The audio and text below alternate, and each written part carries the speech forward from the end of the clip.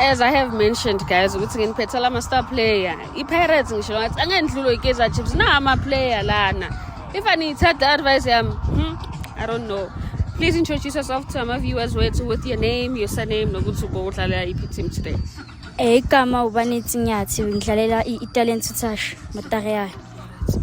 Manje njengoba usho nawe ukuthi Italian to touch vele ngiyawashaya vele ama-touch la. Sawashaya ama-touch. Intombi. Kabuhlungu. Okay, so how would you rate the overall performance ye-team yakho? How would you say wena ne-team yakho niperforme kanjani nje ngokubona kwakho? Ngirate 7 ngoba first half besinamaphutha amaningi and second half sakhona kwalungisa amaphutha siwenze nge-first half. So what motivates you to play football? Wangazi. Awazi?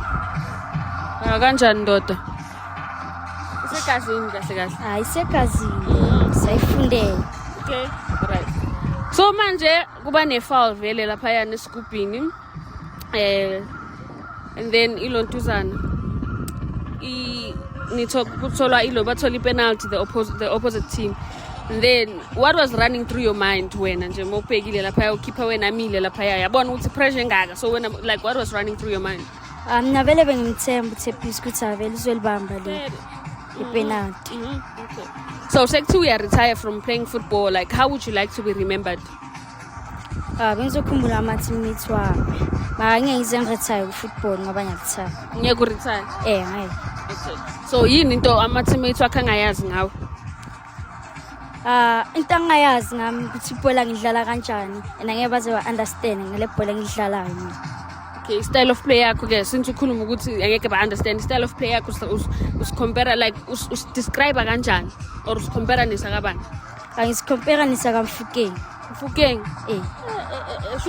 Shuthi yiyo vele player lakho vele? Yeah, iplayer ngilithandayo. Okay, nginemela amanye ayi-3 ke noma ungam-include naye Mfukeng? Mfukeng, Mfundo Vilakazi no Velibayo. Okay, sharp. Kule 3 lo mentionile, start 1, bench 1 and sell 1. Ngastart Mfukeng, bench Mfundo, ngisele uVelibayo. Ngithengisa ngamali? Nangi 200,000. Okay, no problem. Word of the day nyana, or a few words of encouragement. What would you say to a young girl of udlala ibhola na?